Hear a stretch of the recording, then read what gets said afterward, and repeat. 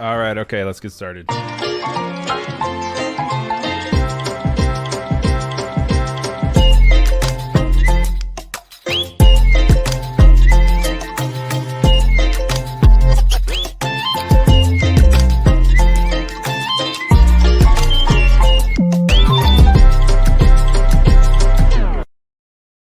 And welcome back, everyone. If you were here earlier, it's good to see you again. If you weren't here earlier, you got some catching up to do. This is the second episode of the day. We had Ursula Prince on earlier today, and she walked us through some awesome photography, and you should definitely check that out if you can.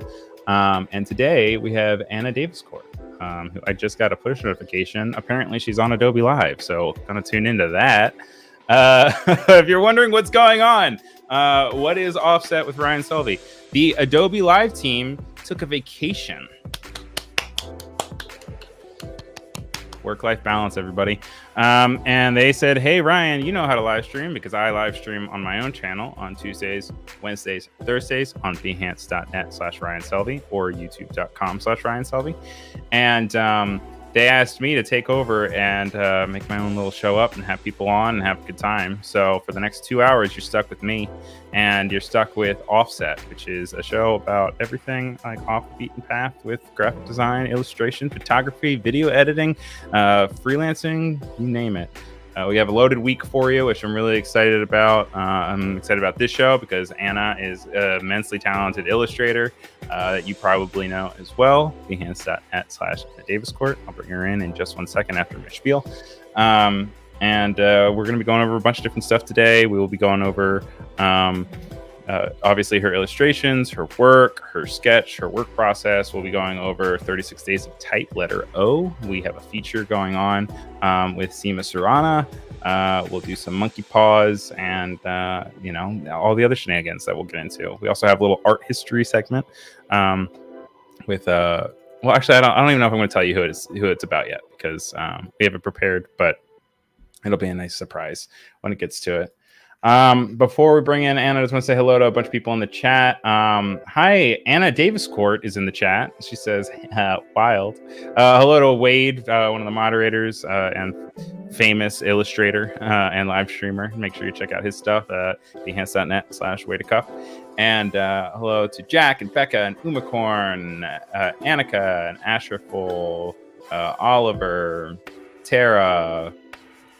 So many names. Voodoo Val is here. Andreas, Afraja, Anthony Jackson. There are a lot of streamers in here as well. Rick's here. Hey, Rick. And then if you're over on YouTube, come on over here. Come hang out with us on Behance.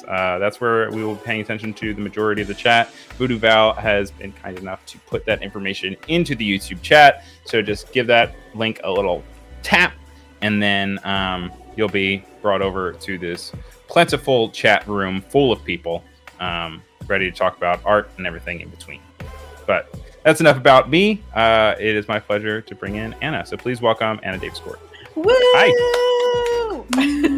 You clapping for yourself? No. Actually, I want to applaud your intro. That thing is awesome. Oh, you like it?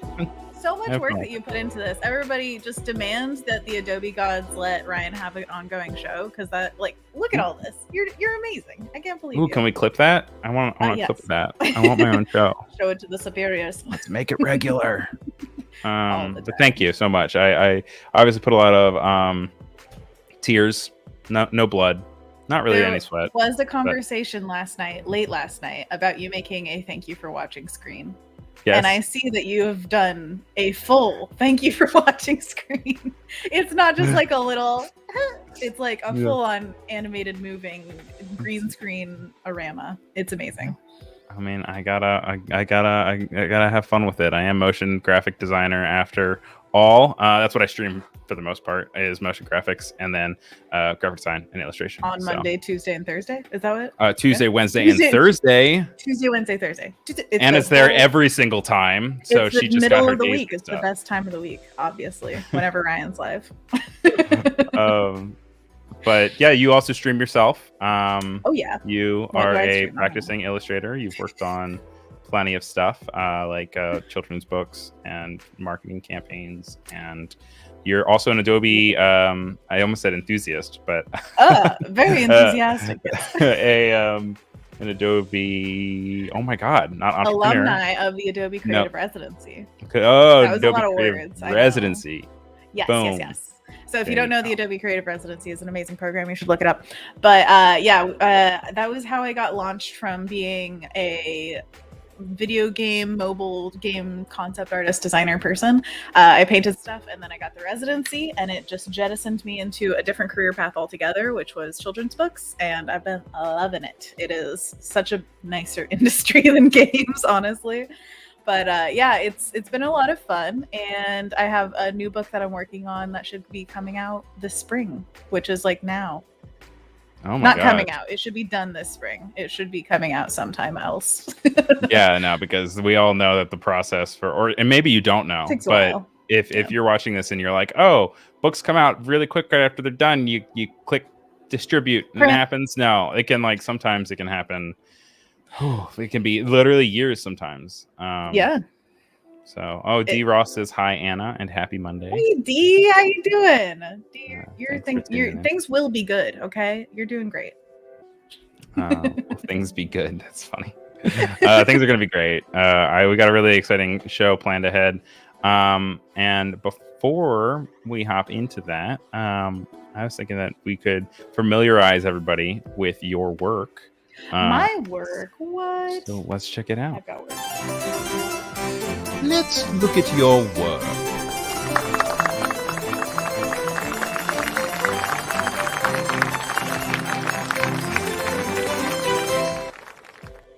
Polite clapping. I love it. Yes, this is my work. Full-on clap. Sorry, what? Full-on clap. Nice full-on clap. You're cutting out for some reason, audio. I'm cutting out? Oh, okay. Oh, just for a second. Now you sound good. Now if I talk into it like this.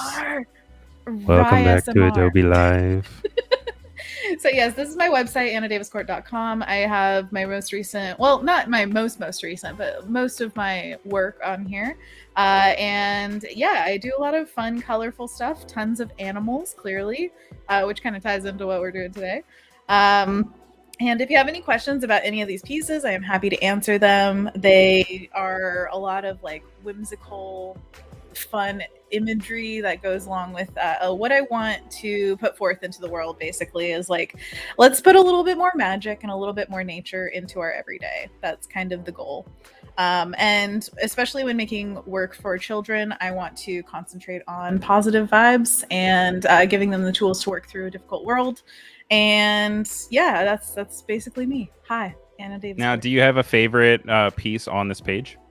Favorite piece right now probably is like the Three Witches one, where it's just chaos ensuing. We've got I clicked back. You can't show that yet. For some reason I'll scroll. But yeah, this is one of my favorites right now because it's one of my more recent ones. The colors are just so pleasing to me, where like sunset vibes are always going to be so good.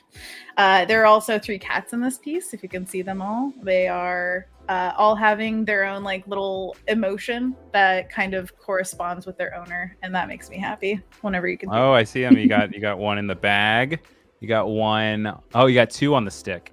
Yeah. One in the bag and two on the stick. The old adage, as it goes. That's what they always say. But Ryan, the real question is, which one's your favorite?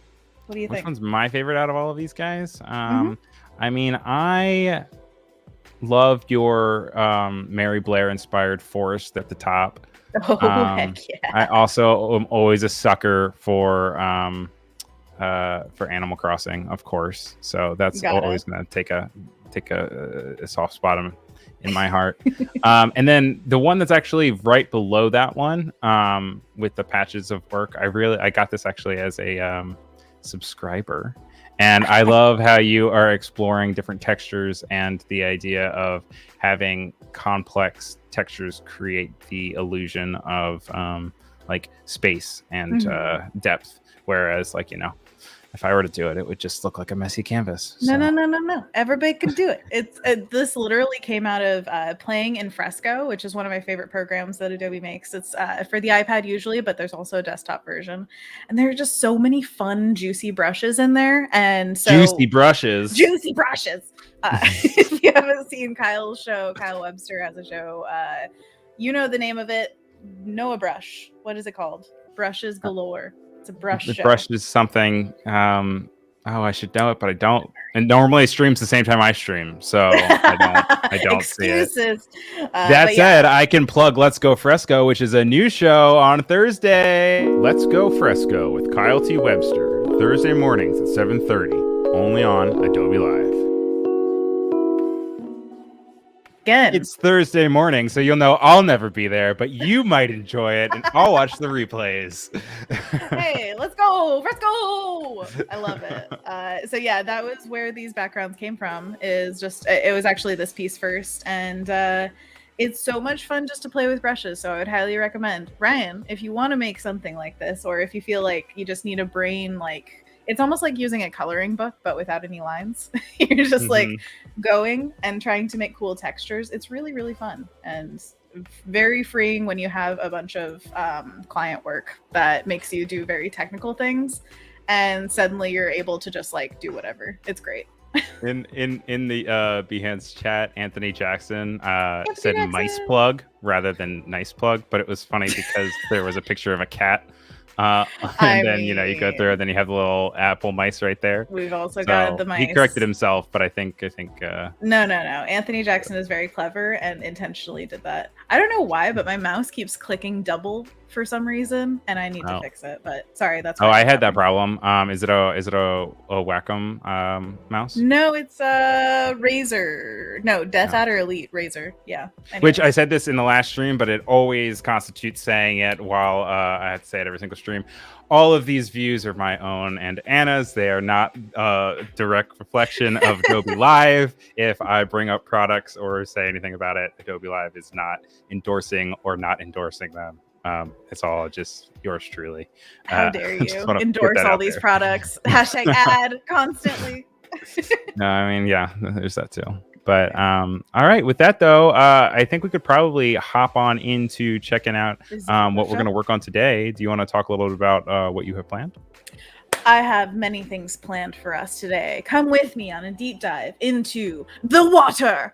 We are going to be painting axolotls today. I have never actually painted them. They're very cute. If you haven't seen an axolotl, it is an underwater, like salamandry type of thing, but it's an axolotl, so it's axolawesome. I actually have a today, like a salamander. I showed this to Ryan. I had to, rep. Which this is from Fawnwood, who is actually an artist in Eugene, Oregon, and I am from Oregon too. So Oregon, represent. Oh yeah, where are you joining us from? You're joining us from Portland, right? Oregon. Yeah. It is beautiful. Real fun over here. It's how's the weather today? Looks like gray for days, just completely gray forever and ever and ever.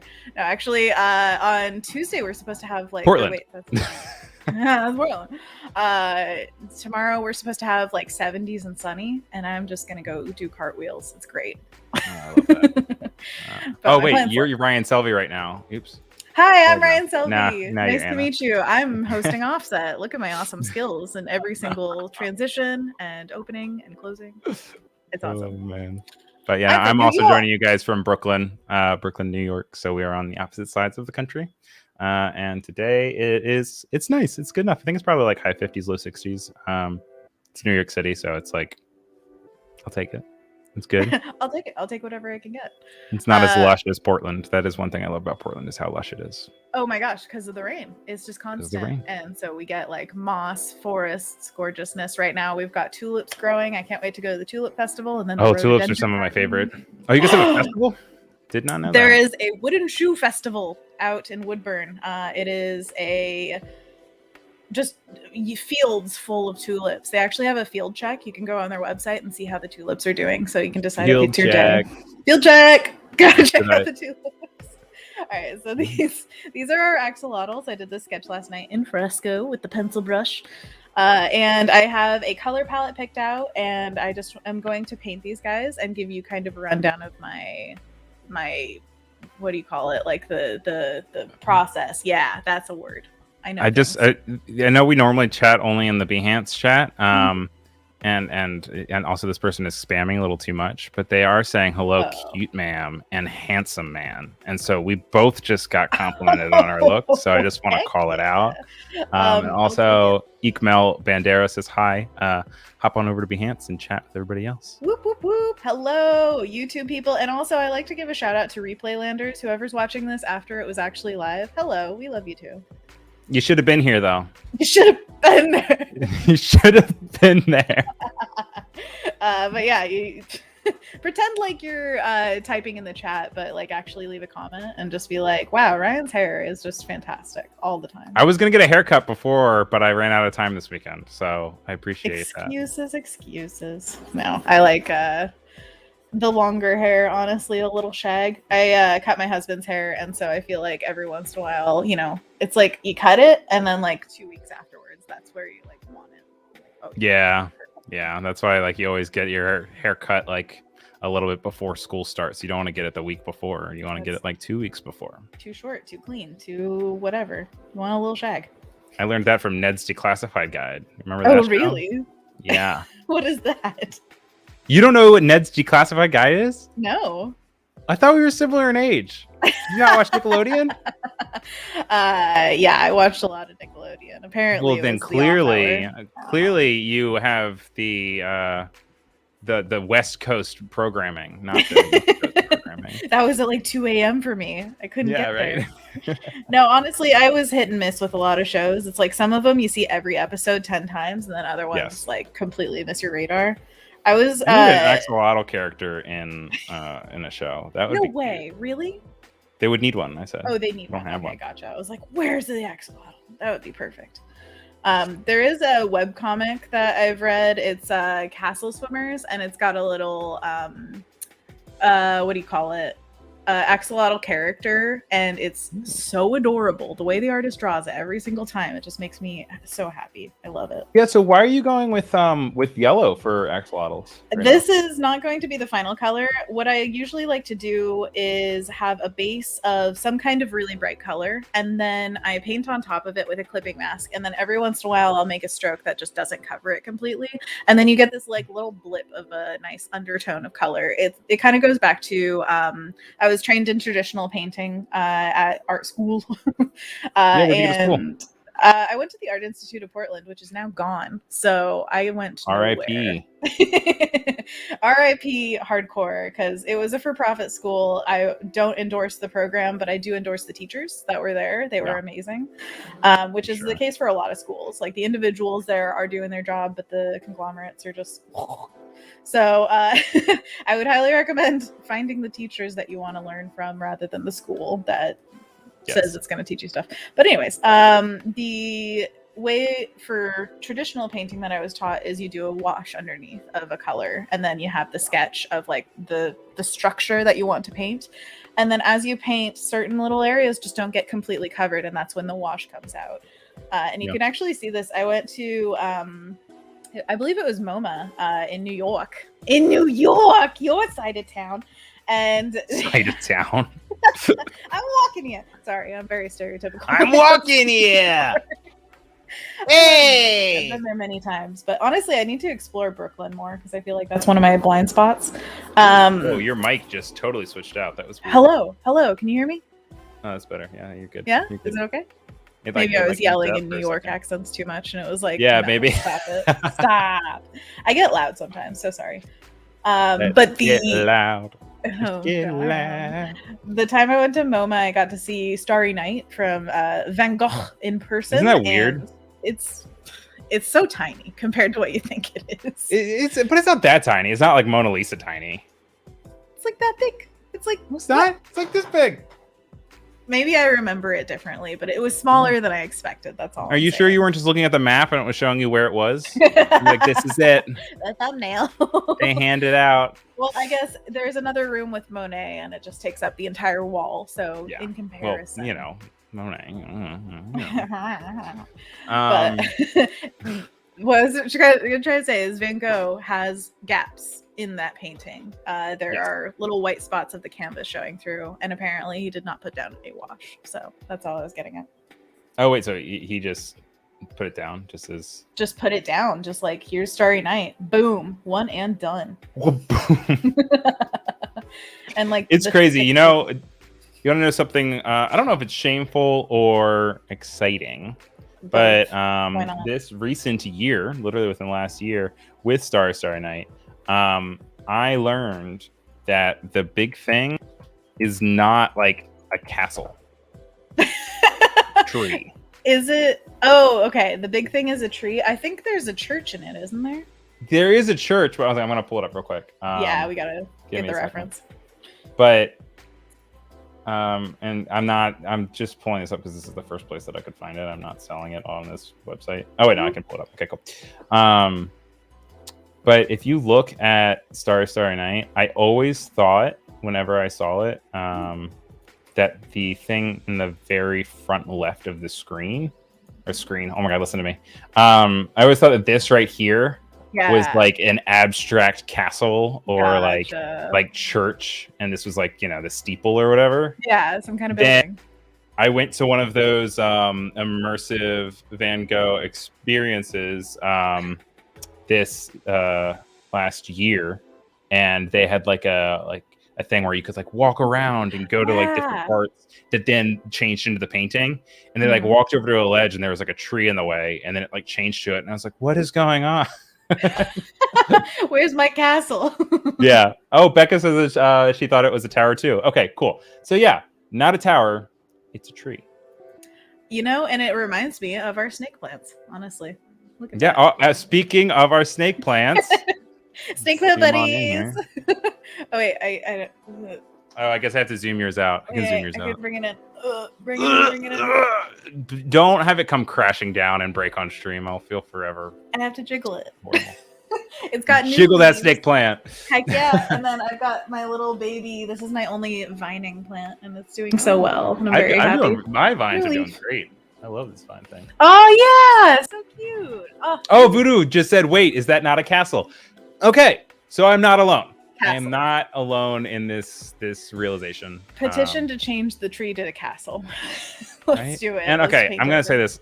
And like I said, these views are my own. These are not Adobe. I was disappointed with the Van Gogh exhibit. Whoa! Wait, the one you walked through, where it's like an the walkthrough stuff. There is this company that I had gone to like a week before that was really, really, really, really, really good at projections, and then I went to the Van Gogh one, and the projections were. They could have used, I know, so many talented motion designers that could really make the pieces come to life, and they just dropped the ball. Nail it for me. But there's like 3 or 4 different ones that are touring the country, so it's hard to even tell who's seeing the same ones. And there were even like 2 going on in New York City at the time. Wow. So what do you think is like the play there? Like, are they different, or are they from? They are different. Yeah, they're different companies and stuff. Everybody just wants. They just had the same idea. We're like, hey, let's do it. That's fascinating. But yeah, says Ryan said Van no to the exhibit. This is true. This is true. So clever.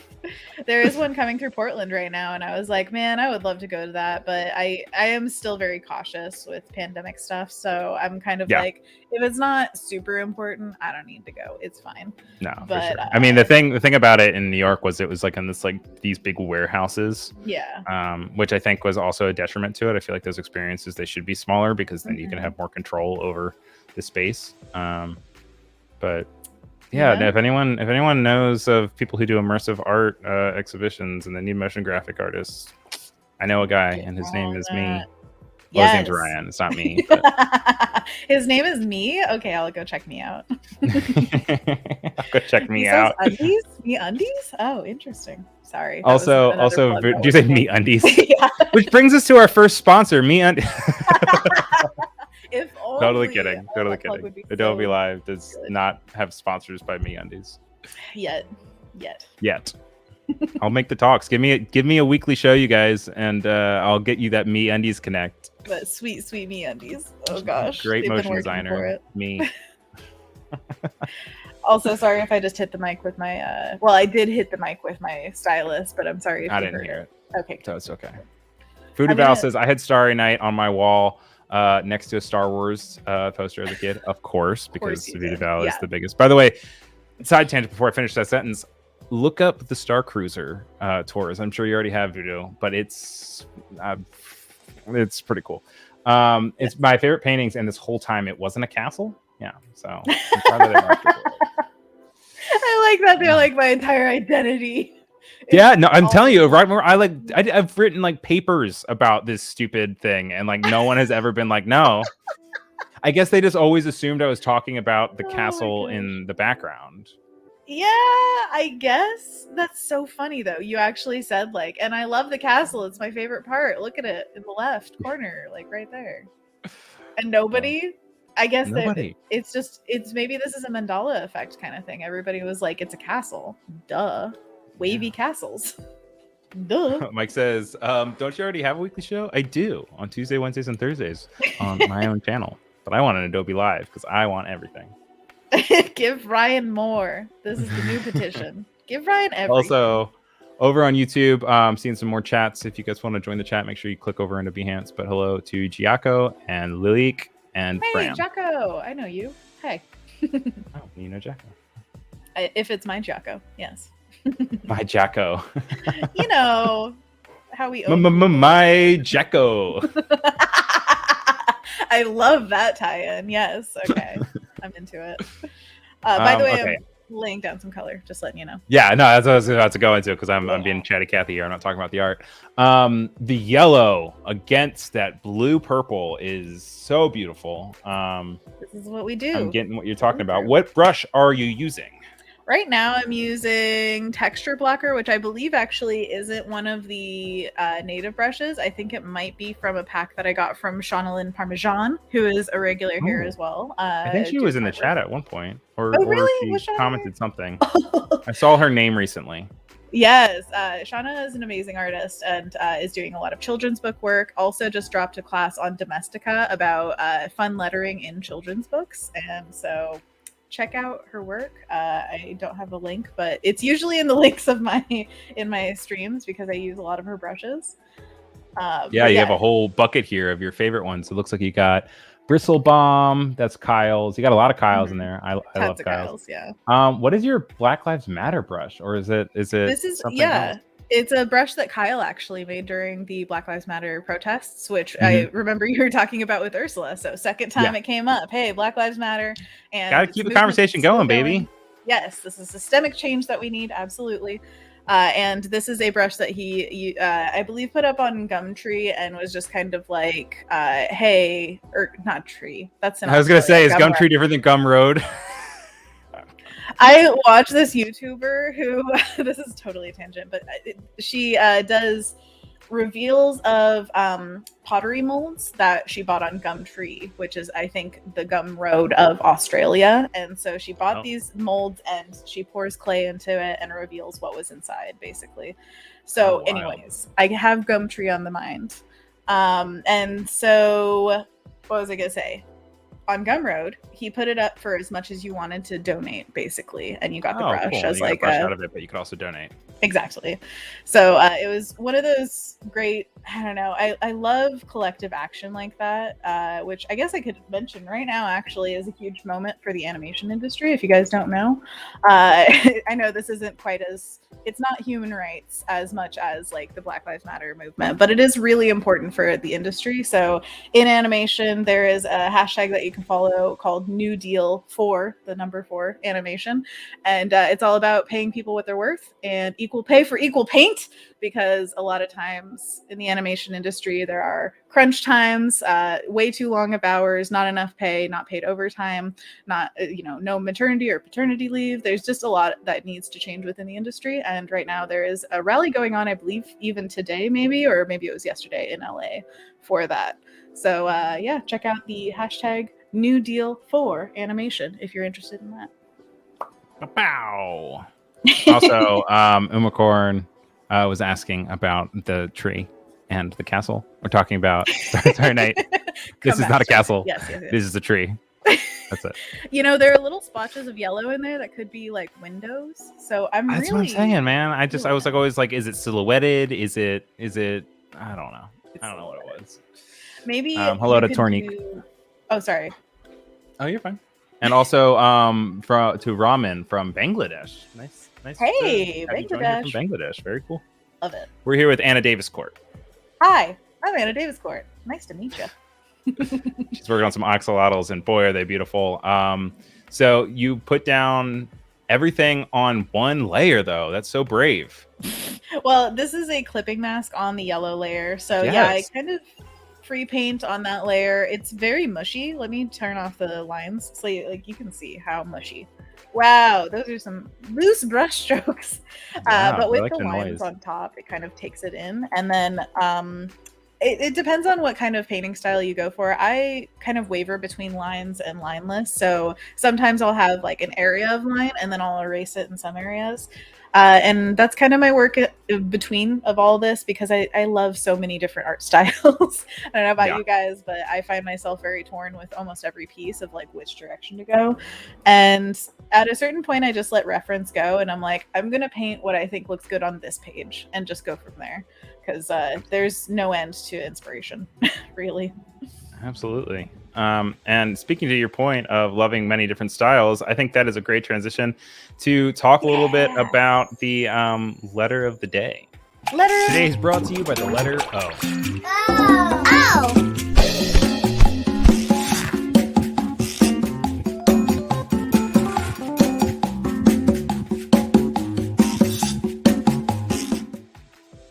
All right, guys. This is the 36 Days of Type section of the show, as mentioned in the little intro that we had right there. Also, the second letter thing. Like when they go, I say O, and then some kids say O, and then the next thing some says O. The second O's are my nephews, which I love. No. I'm really excited about. Really? Yeah, so I got my sister to record them, and so every single time I'm gonna play it again. I'm gonna play it again just so you guys can hear it. The second one's one right after my voice is my nephew. Today is brought to you by the letter O. Oh!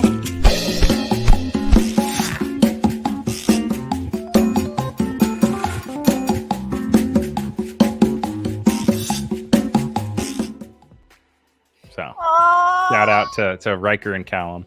Riker and Callum. They did a great job. I'm trying to get them started young with the streaming life.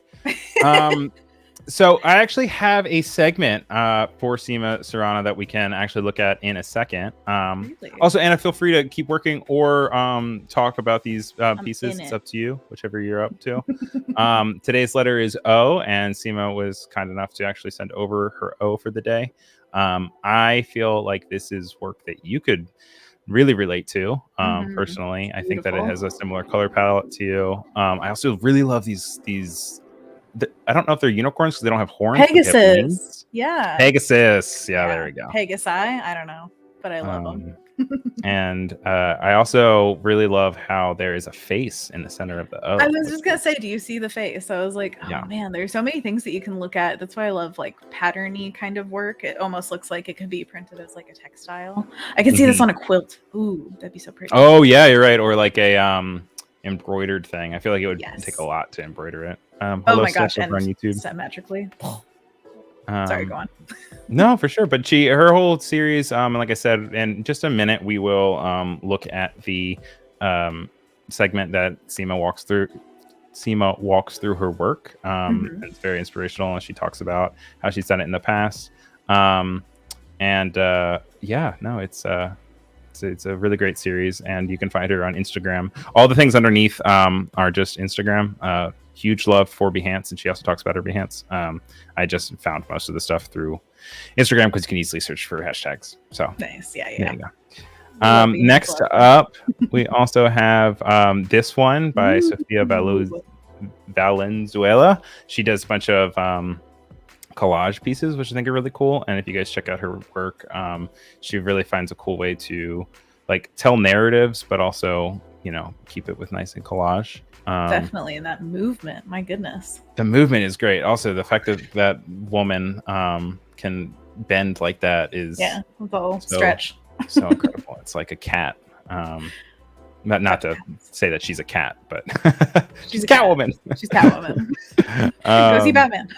Go see Batman, which I still have not seen. Apparently, it's very dark.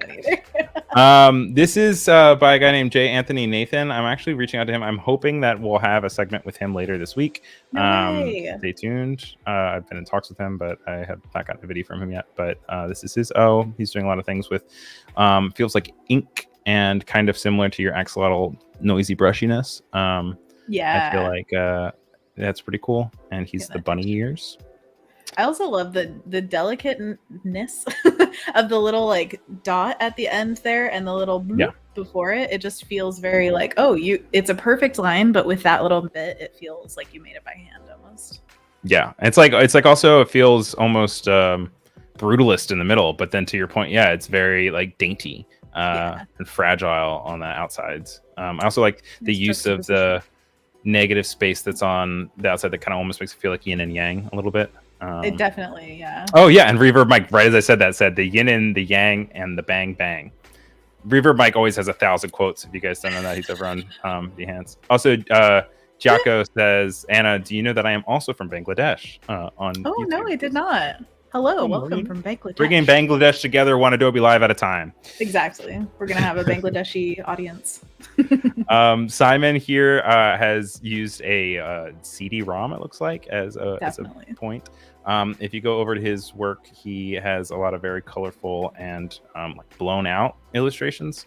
Something that I'm trying to learn how to do. But this idea of like really intense colors that you previously I don't know, almost avoided. It's so funny how, and older people always said this, but like it's so crazy how things come back around or come back to counteract things. Like here's a tangent really quick, just 5 seconds. Crocs are really popular right now, and I was never expecting that to be a thing, but like everyone wears Crocs, and I'm like, I was told to never be caught dead in Crocs. Same with Uggs. I mean, the early 2000s, it's a whole movement of like, where's the ugliest fashion that we were like, back then, and now it's like, yes. Yeah. So the idea of like blown out graphics is kind of similar to that again, where it's like you kind of want to show the digital limitations of stuff again, but use it to your advantage. So everything comes back around like an O. Hayden says, what is CD-ROM? And Brutus says, CD-ROM. Oh no. So this is from a guy named Matthew Brownoff. And in all honesty, I don't know if I super love this one because I don't know if it fully reads as an O, but I wanted to include it because his stuff is so cool. And if you look at his whole series as a whole, it makes sense, and then I like the O, but standing alone, I don't like the O. So it needs context. Interesting. So it needs context, but needless to say, I think it's really well done, and it's great. It's just, I want to do it. Nice. And, do it. Kendall says, as a person who grew up in the town that Crocs came from, I wear them lots. What? I didn't even know Crocs came from anywhere. I thought they just existed one day. Creationism of Crocs. They were birthed from the ooze of the sea. The Croc. The ooze of the sea. I mean, is that what they're meant for? It's like underwater-ish. Yeah, kind of. Yeah, I mean, my sister used to always say they're the best for little kids because you just don't have to worry about them. It happens. It's in, it's out. It's fine. Whatever. This is Lorino Zandamella, and once again another collage, but this one like felt very thumbprint like. I also really like the use of just the full-on solid that kind of is revealed underneath it all, and then it kind of feels like it's layered on top. I also feel like it might kidnap my sister, and this would be the letter that I got that told me the ransom. And you're like, no. Kendall also had friends that did science projects on Crocs. I don't even what? Kendall is always popping up in the chat being like, here's like the history of whatever you're talking about and how I'm personally connected with it. How I personally made it. She made Crocs. Actually, they were named after me. Kendall Crocs. Oh, that's hilarious. I'm going to start calling her Kendall Crocs. All right. This one's weird, and I really enjoy the idea that it feels like it was something that was left behind and found, but obviously it was created. It's by Archit Sharma. And obviously think that it's kind of a bold choice to kind of create forms outside of what you want to focus on. So it's like a square O, even though we don't need that extra information. They could have easily just made it just that, but kind of adding it and making it feel a little sci-fi feels really cool. Also, a choice of like outside of the O, it being square. That is so fascinating to be like straights with the curve, and even the O itself is offset. Ha! Name of the show. But offset. Hey. Also, I hope you guys noticed that in a lot of the animations and stuff, a lot of them actually play with offset keyframes of different caliber, so it's supposed to play to that. But that's what the effect is for. Giaco joined us over on Behance. Thank you for jumping services. Good to see you here. And then Hayden says that he likes the ransom letter one. Yeah, no, I really like the ransom letter one as well. I've got a bunch here, so I'm just going to try to go for it. Go through. Sorry. Ooh, it's like a stencil. Yes. It reminded me also of the you ever seen like a stone on a string and they kind of just like have it go in the sand and create like the pendulum swing kind of thing. The pendulum. I've seen that with paint as well, where they drop it on a canvas and it's so cool. And I've seen some crazy artists that like take literally like a broom or a sweep and just dunk it into black paint and then like hang it on like a rope, and then it's in these big warehouses. Just see what happens. Yeah. God, that's right. They're millions of dollars. Clever says it's called a spirograph, which I did not know. Nice. Voodoo Val, sorry about talking to people on YouTube. Voodoo Val says Ryan will say hello to you here, but that is not usual. If you would like to talk with our guest and host, please come to Behance. Sorry, I'm new here. I'm just used to sliding between two chats. This one's terrifying, and I had to include it, but it makes me want to stick my hand in it. But I also know that I shouldn't. Ooh. This is from a guy named Jake. He doesn't have a last name. He's just Jake. He's Red 40 Jake. The water on the outside makes it look like it's a shower head too. That will eat. Oh yeah. How frightening! Kind of like when you're most vulnerable. Oh my god! I almost said Al Pacino. Yeah. Not Al Pacino. Wait, who am I talking about? With Psycho? Who made Psycho? Who made Psycho? Alfred. Got a big fat belly. Alfred Hitchcock. There we go. Guys, if you can't tell, I am very spacey and I am very bad at remembering names. So you are amazing. I just don't and perfect. And don't ever let yourself or anybody else tell you. Also, day one of my illustration 3 class, I think we were going around the room and he was like, name one illustrator you like and one illustrator you don't like. And it got to me and I was like, I'm not really good with names. And he called me out and he was like, all right, I'm going to stop this practice real quick. And we need to take a moment about how you should never do that ever again. And I always think about that moment. And I'm like, Jose, his name's Jose Villaruba. I'm like, I still am letting you down, and I'm sorry. I've tried to get better, and I'm Jose. Still bad. Great teacher, though. I'm so sorry that they called you out like that. It's kind of horrible. I mean, I kind of deserve it. Why didn't I just Google it on my phone? I don't know. Whatever. Because you're this bad reminds at me of Chucky Finster. I know, right? Alfred Pacino says, Hayden, get out. Weaver Mike also said the past one looked like Dune, which I agree is kind of what I thought of, like that Definitely. box. But sandworms. The spice must flow. The sandworms, yeah, or the worms, from SpongeBob. What? The Alaskan bullworms. Alaskan bullworms.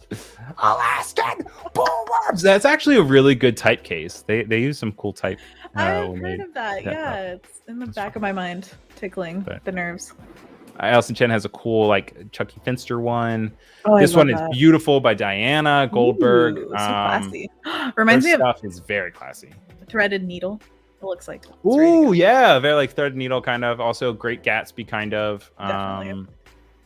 Definitely feels like something that is too expensive for me. Sumik Das has some really cool neon lighty vibes. Designed by Sumik is his handle.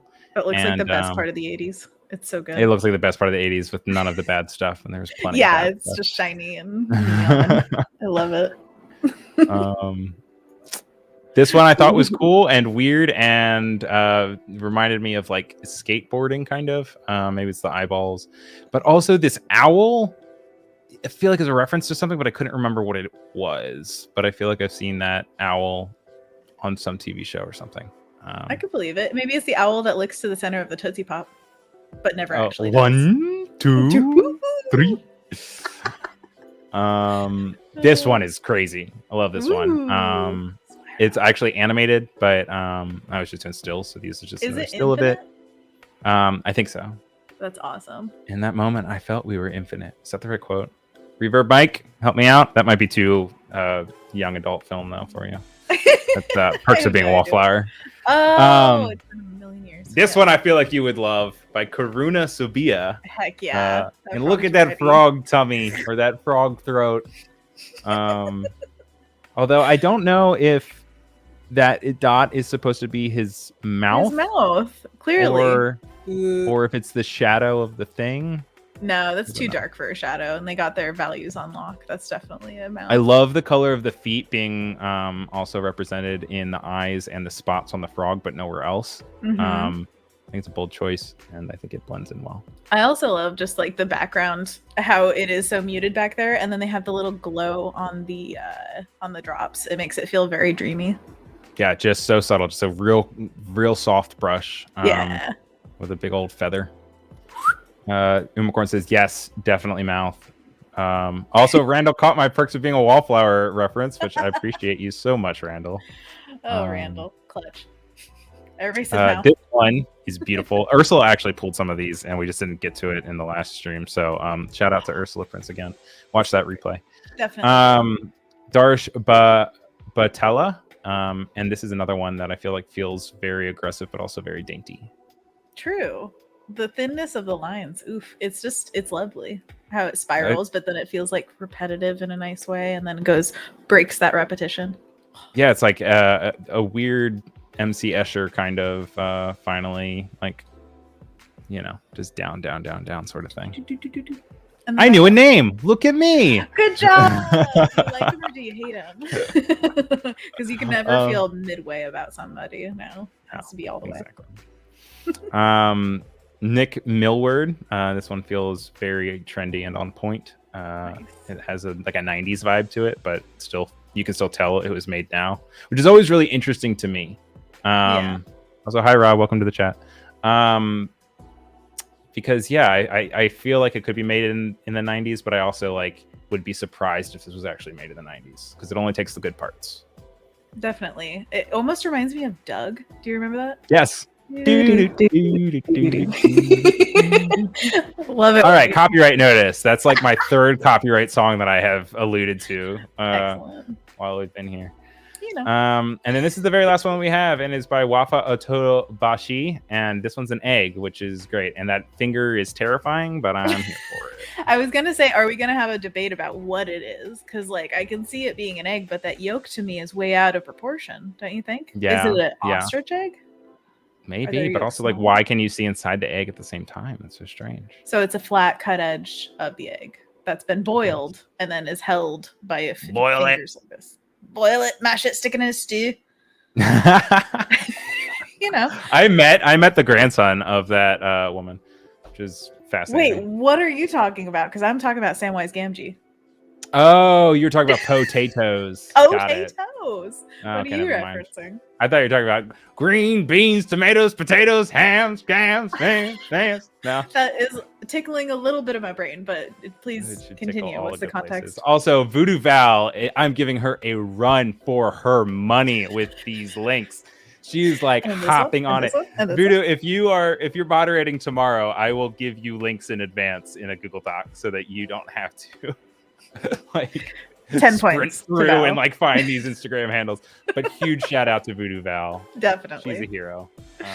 The hero we needed, not what we deserved. But yeah, so that is everything that I have for the letter O today. Let's do a check-in, 10 more minutes of some axolotl work. Then we'll go into the Seema Surana thing, and then we will do your famous monkey paws. So sounds great. I can't wait to do monkey paws. I need a good stretch. Good old stretch. For that. Heck yeah. Everybody needs a stretch. You need a stretch. I need a stretch. Ryan definitely needs more water. Drink that water. Okay. We talked about this before, but I'm scared I'm going to have to go in the middle of the stream. It's fine. If you need to, I can hold down the fort. I just don't want you to be dehydrated because that would be the worst case scenario in life. Have you guys ever used Liquid IV? You should check it out. This is a Ryan endorsement once again. I'm endorsing a lot of things today. No, it's this powder that you put into your water, and it puts a bunch of electrolytes in there. And so if you're really dehydrated, especially after a hot day or like responsibly drinking, you just put it in and you stir it in, and that thing will make you so hydrated. Your skin will look great. What if you drink irresponsibly? If you drink irresponsibly, it probably would help. But as somebody who, is on Adobe Live, I would have to say that I don't understand what that's like. Absolutely no understanding of it. And also don't do it. I didn't go to college. You went to Micah. I saw you being like, oh, hey, another Micah person in the chat. So I love Micah. Tell me more about It was a really Micah. great experience for me. It's down in Baltimore. It places on the art school like top lists every now and then, but then again, so does everything else. And like we like to think that our competitors are RISD, but RISD is RISD. But the teachers there, I'm still in contact with. Hayden's in the chat. I went to Micah with Hayden. No way. Oh, Yeah. I never knew that. That's awesome. I like very rarely saw Hayden though, because not only did he have a girlfriend, but he also was an animation major, and animation majors notoriously just don't exist outside of the studio. They just sit there all night long. Relatable. But his work always showed all his hard work, so it made sense. But yeah, no, if you're looking at art schools and you're set on going to an art school, definitely check out Micah. I am proud that I went there. Definitely, if you can't afford it, I don't think that you have to go. It is very expensive. They do have scholarships and stuff, but at the same time, you can still be an extremely, extremely talented artist and not go to art school. So, absolutely, see it every day.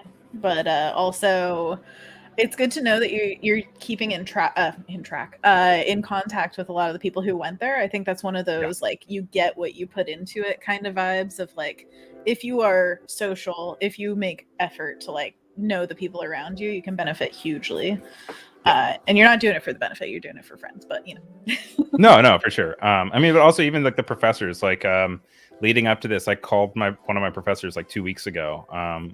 She actually has a show opening in Europe this week, so she couldn't join the show. I'll probably do a breakdown of her work at some point in the week. That's just awesome. To kind of give her some rep. But she has been such a guiding influence in my art career, and it's really cool to still just be able to have that contact. And absolutely, there's no reason to lose contact after school. It's just, especially now, good to reach out. Like in the 80s it made sense, like you didn't have the internet, but now like with the internet there are no excuses anymore. Excuses anymore. Like I tried to get out of this stream thing with Ryan, but he was like, no, we can do it online. And I'm like, darn it, what's my excuse? I don't even have one. Like, I can be online, I guess. I joke I can adjust. I want to be here all the time.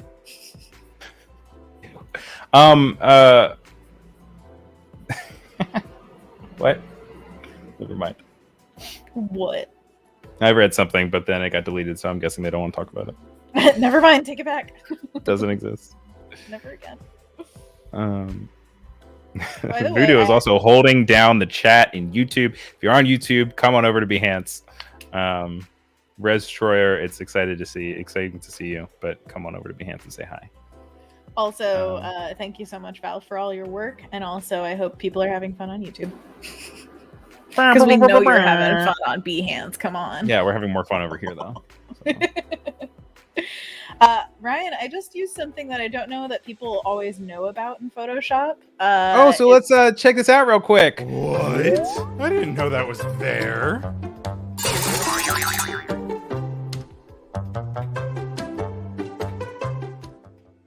My favorite. You use something that you don't think everyone knows. What?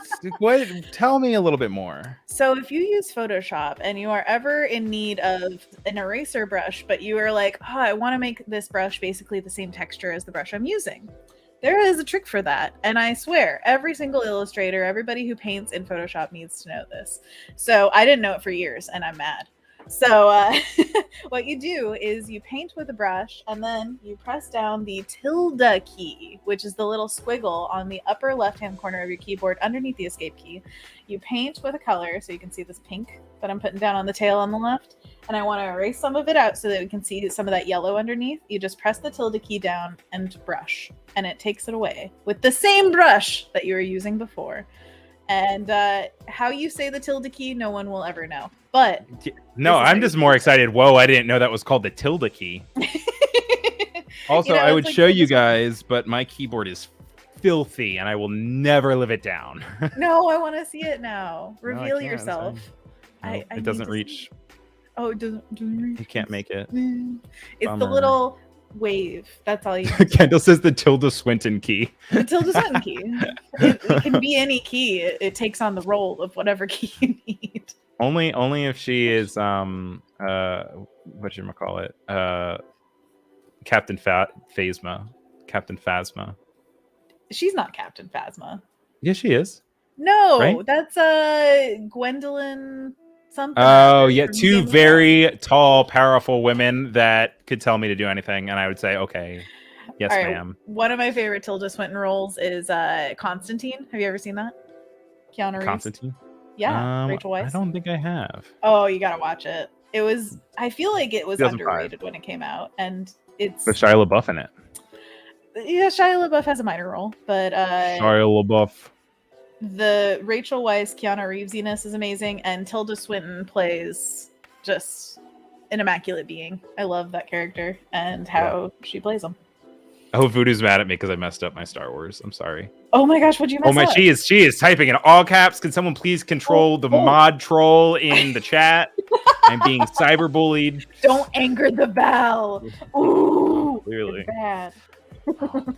Look at that. I can't believe you've blown through all this coloring, guys. She's not. Maybe, you know what, actually, is this just a mask and you're just like pretending to paint and you actually just revealing the mask? But this is the perfect time to mention this is reading one way on a white background, but we can put a dark background behind it and it will look totally different.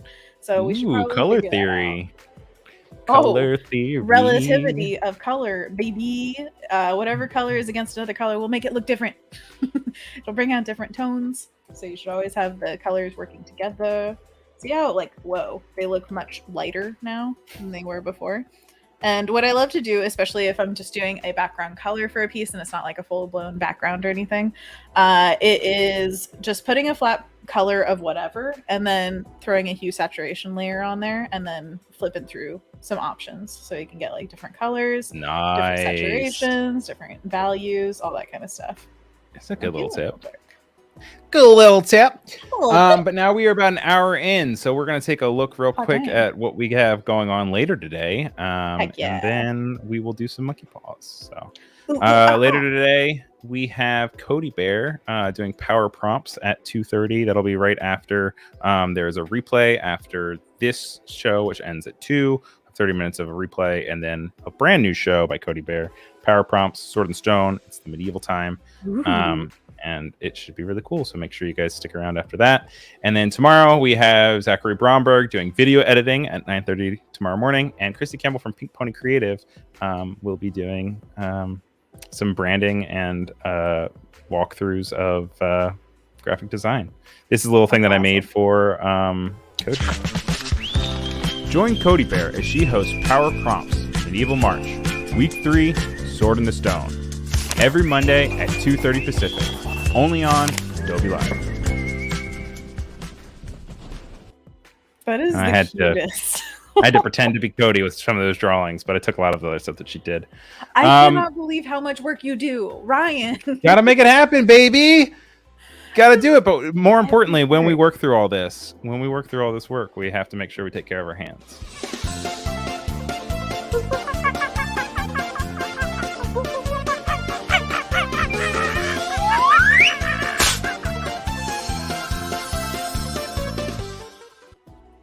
All right. These are beautiful illustrations by Anna, by the way. These are all her little monkeys. Oh, that makes me so happy, right? more than I ever expected for No, yeah, I told you I was going to do something with it. All right, if you are new here, this is the hand stretch that we love to do together. I'm going to walk you through it. If you want to join us, just make sure to take care of your body in any way. So if you feel any pain, immediately stop, ice your hand, rest. Oh, look at that. Ryan is being violent with his hand. You're supposed to gently shake. Gently. Yeah, take it slow. Take it slow. Okay, so to start, we're going to put our arms straight out in front of ourselves, and we're going to put our fingers to the sky, palms away from us, and then curl our fingers into what we call a monkey paw. Ooh, ooh, ah, ah. Good job. Second pose, we put our fingers to the ground, palms towards ourselves, and then curl our fingers in. Ooh, ooh, ah, ah. If it hurts at any point, you should stop. Don't hurt yourself, Ryan. Don't do it. Third pose, we flip our hands out, fingers down, palms away from us, and then curl our fingers in. Ooh, ooh, ah. Ooh, ah. You're doing it, Ryan. Good job. Almost this there. is my least favorite one, but also my favorite one is the next one. This is it. All right, fourth pose, we put our fingers to the sky, palms towards us, and then curl them in. Ooh, ooh, ah, ah. If you have a face like Ryan right now, think about what you're doing. Consider not. I feel my little thingies, my little yeah, you should stretch more, bud. I'm trying to. I'm doing this every single time that we do it. So we repeat these poses, holding for about a second each, around 10 times, so that you get a nice little gentle stretch in your wrists and your tendons. And hopefully, eventually, you don't need to make those faces. Because right now, you probably do. I also learned one from my old boss that I also really like. If you're looking for more stretches, it's just fall under. But you go like this, and you like bring it in like a little goose, and then you want to extend it all the way and open your hands as much as they can, and then like that, like you open like that, or yeah. Okay. Oh my gosh, it's like a fighting pose, like. Or like a snake. Exactly, it's the viper. Gotta get the viper all set up and then splat. Or is it like a frog tongue? You know, it's like curled up in the mouth and then get the fly. But you got to do it symmetrically so both your hands are good. Oh, see, the thumbs are what get me, honestly. That's where I really feel it. So if you want to know when that you have to do very gently. So Ryan, don't do this hard. I promise. Like that would not be good. You can hold down your thumb like that in a fist, and then like try to angle your hand away, like down like that, very gently. And you can feel it like right here. If you do it too hard, it can hurt this little tendon right here. So you gotta be very gentle with it, but it is a good stretch. Ryan is a face contortionist. I'm broken. I've been broken today. By the way, after we're done with monkey paws, I usually like to shake it out gently. So you. Then we do some neck stretches and apparently do a monkey toss yourself around. So put your ear as high as you can on one side, gently, Ryan, and then over to the other side. It's like when you're like talking on the phone back when you used to have the cord phones. Yeah, like hold it to your shoulder. I says to him, Marge, I need it. Are you kidding? With the kids in the car? You've got to be kidding me. Oh, throw him out on the sidewalk. Okay, so then we look as far as we can to the side that is comfortable. And then back to the other side. And back again. Those look, a small apartment. Oh, yeah. Look, another small apartment. Wow. We're seeing the same thing, Ryan. Wow, that's great. So those are our stretches for today, but also this is a reminder to drink water, rest your eyes from the screen, just like take 20 seconds away from it, and or just do what feels good to you. If you need to walk around a little bit, if you wanted to do like 10 squats real quick, be good. Good time for it. And that was Monkey Paws.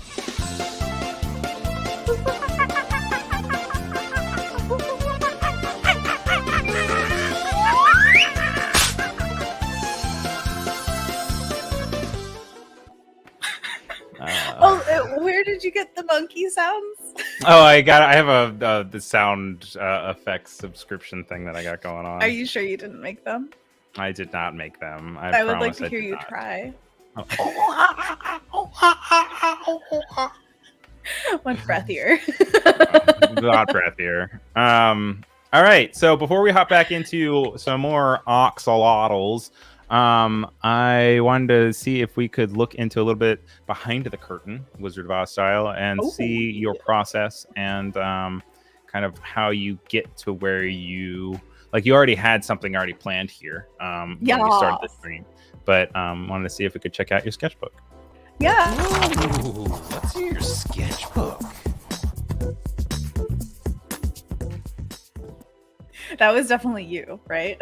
That was definitely me. What's in your sketchbook? Ooh, let's see your sketchbook. It's a little bit shaggy almost. It's almost like Scooby-Doo. Very much Scooby-Doo. Right. You're channeling. What's in your sketchbook, right? Also, that was like Yoda. Voodoo is gonna come at me again.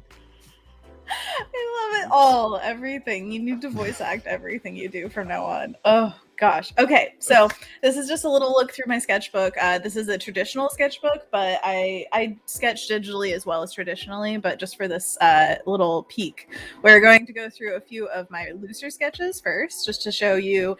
This is kind of like how I really loosely lay things down. I am a firm believer that sketchbooks should be where your ugly work can live.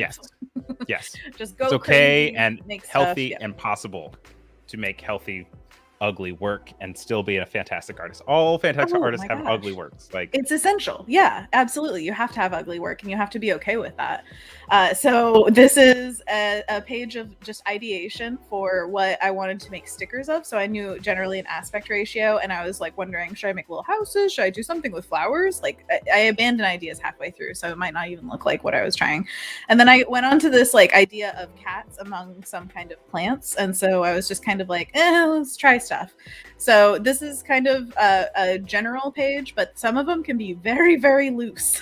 Yes. This actually was done on stream when I was trying to decide how to paint the envelopes for my Patreon. I usually do a hand-painted envelope. And so I wanted a design that was the new year. It was the year of the tiger, or is, I should say. So we were trying to figure out what would be fun. And there's a little tiger head that we ended up on here, but literally this is a bunch of mark making and trying to figure out what tools make what marks, little starburst patterns and things like that. Really, that tiger face. on the left right here, okay, on the very far left. Yeah, it's kind of like that vase versus people illusion, where it kind of looks like two people kind of getting close together under a mistletoe. Okay, I need to see your draw over of this because I do not see it. You don't see it? The two that his eyes. Are these the eyes? There's the eyes, and they're both leaning in, and they're like, are we gonna do it? So the tiger eyes are their little mouths going.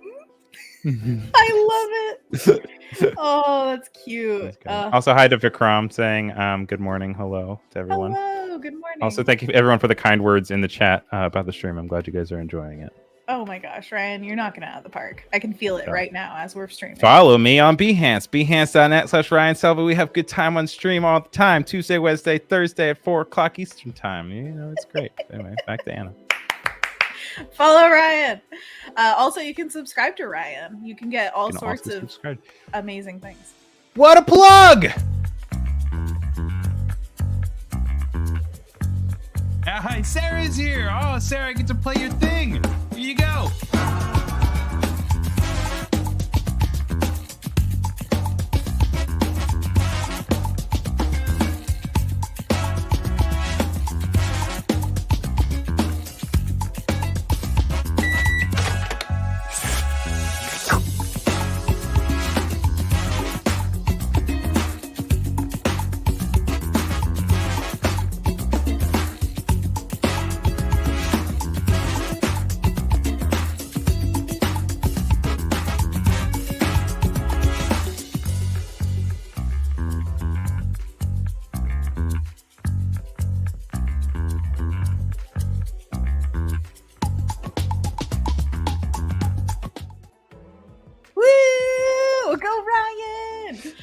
Yes, that is so true. And honestly, this whole stream setup, this whole offset week is a perfect ad for what you do because you're putting so much love into everything on here. Thank you so much. You're amazing.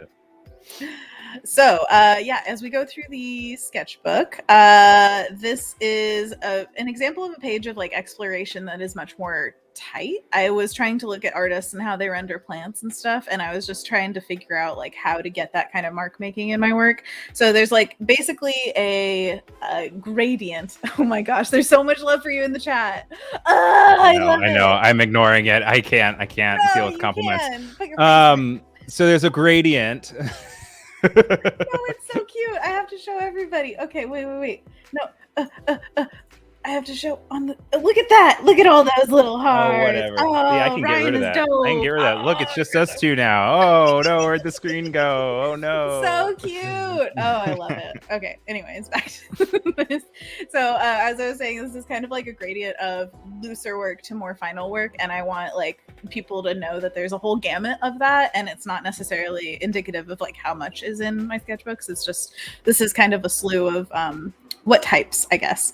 Another little page of just like sketches that I would consider sketchy, but still more kind of final. Like they were a little bit more cleaned up. I love the guy on the bottom right. Bottom right, this guy? Yeah, that guy. All right, that's Ryan as a skeleton. Boom. Yeah, tag yourself, everybody. Which skeleton are you? Or skull, I suppose. You're just a skull. And then I have these little sketchbooks actually that my friend Julia handmade and like sewed and everything. And she put a bunch of Mohawk paper in here, which takes gouache really well. And so I started painting in here, and it's on some piece. Oh yeah. Some of the pieces. Oh, well, can you hold it up to the camera a little bit more? Of course. Let's see how close I can get it. It's a little dark. Ooh. That's great. It does really hold it well. Yeah, the paper, there's tons of like texture in person and everything. And so this is gouache with colored pencil over it, and watercolor pencil as like the sketch underneath, which kind of shows through in some areas.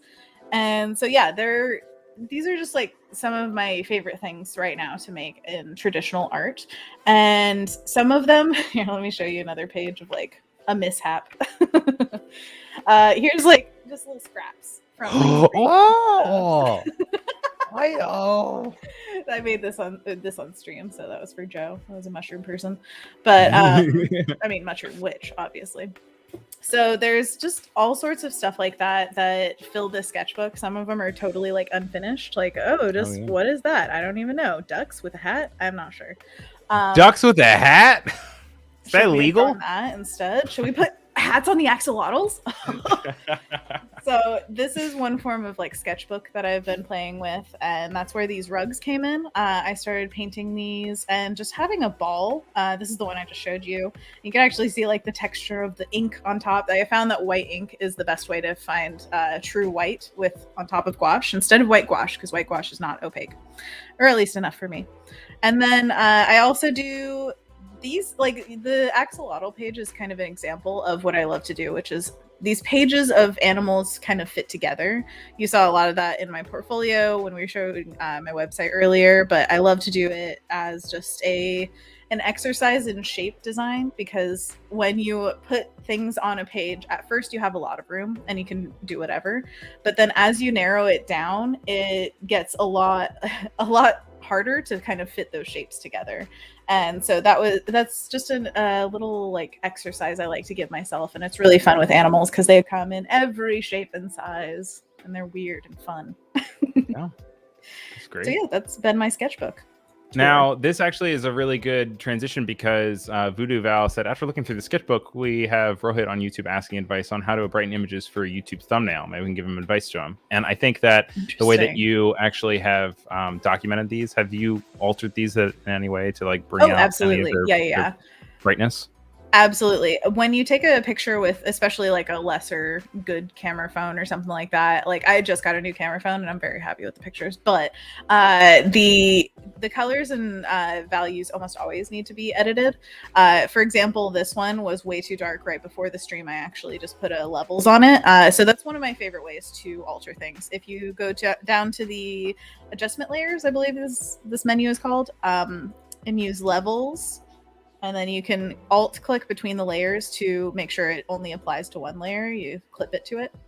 And then you can mess with basically like the whites are on the right and the blacks are on the left. And so you can make the blacks more apparent if you drag this up, and white more apparent if you drag this down. And then this guy in the middle, you can see just kind of what it does to those midtones.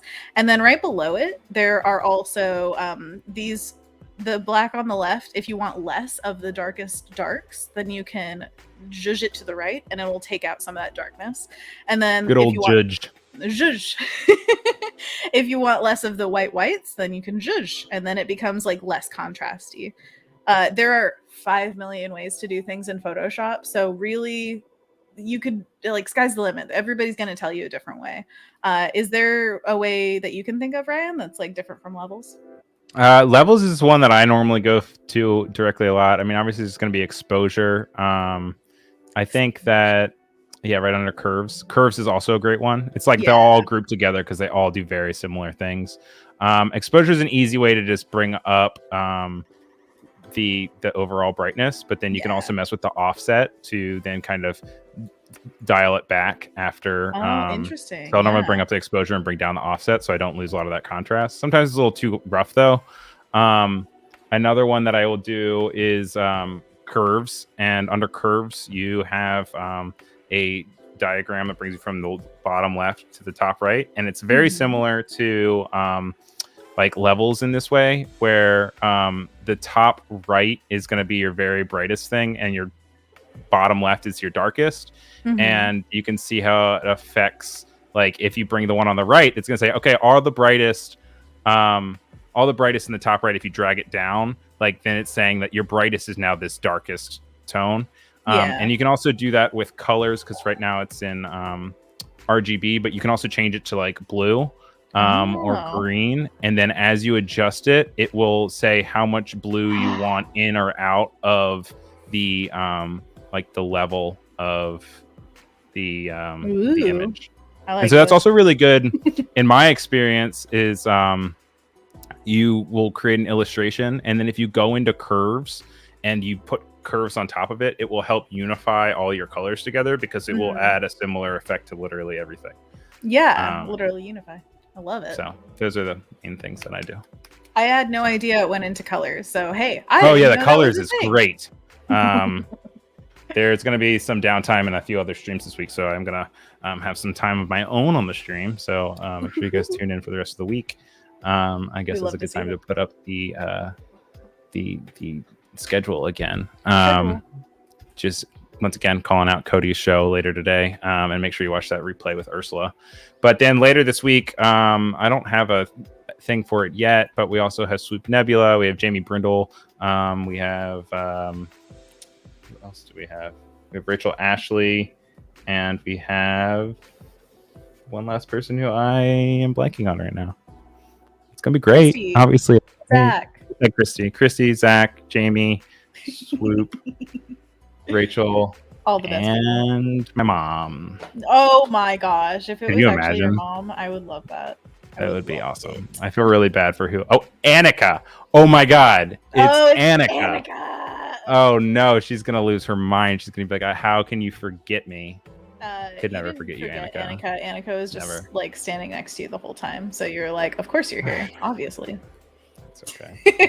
I made bigger blunders today. Oh man. Well, Ryan, we've already told the people about how you stayed up till who knows when making. But that's normal. I always stay up late. I sleep in late. I wake up late. That's just how it goes. It's gonna have an impact. There's literally studies that are like, oh, if you stay up a certain amount of hours, then it's like being drunk. So like irresponsible. I guess I'm always drunk. I got my liquid IV. Okay. Excuse me, sir. You are working for Adobe. How dare you? I'm working for Adobe, but it's not real drunk. It's just sleep drunk. Okay. You've said that too many times. But yes, tune in for Annika. Annika is an amazing creator and has been streaming so much lately on Adobe Live, and I'm loving seeing it so much. It's Yay, wonderful. Annika. She's a wonderful, wonderful streamer. Heck yeah. All right. Well, as you continue working on your axolotls, I do want to go ahead and play this Seema feature. So along the idea of 36 Days of Type, here is Seema, who we looked at. If you guys remember, I'll show it very quickly before we pop off. Not hop off, just like we're go on popping the segment. This is the O that she created for today, but she is about to walk us through everything else. Hi, I'm Seema Surana. I'm a graphic designer and illustrator based in Bangalore, India. This is my second time doing the 36 Days of Type. Previously, I was exploring landscapes inside the letters, but this time I decided to move out of the letters and work with flourishes and embellishments.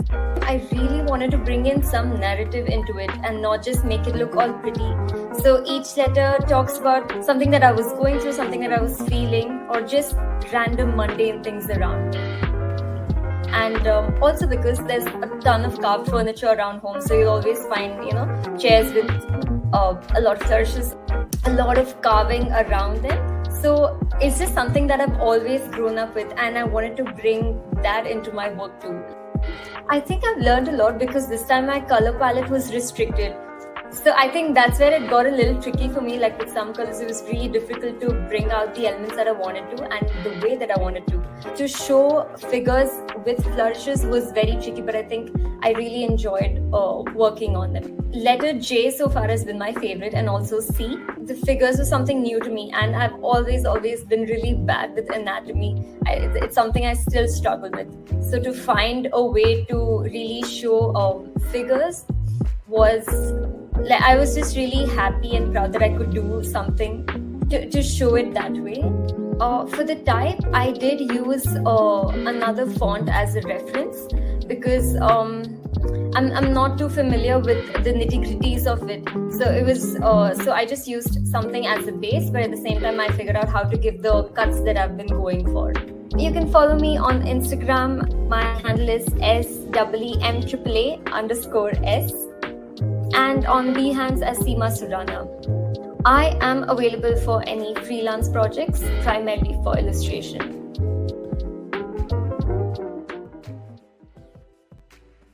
So yeah, that's Seema's work.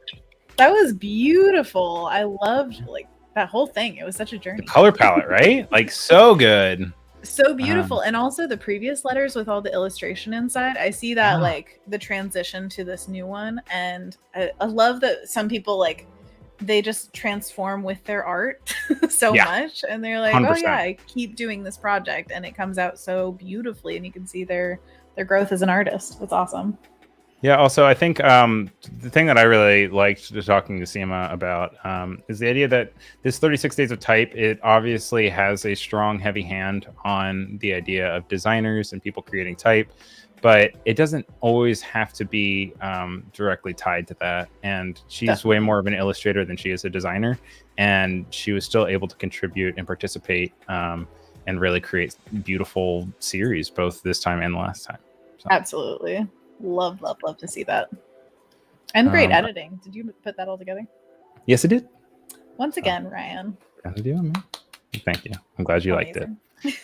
We have Martin tomorrow, and he has these crazy chrome-like letters. And then we have Austin on Wednesday. And then hopefully I have somebody by Thursday, but we will see. Also, Annika is doing it. And so we don't have a featurette, but we will be walking through her series of penguins on Wednesday, and they're so cute and they're so good, and I'm so proud of her.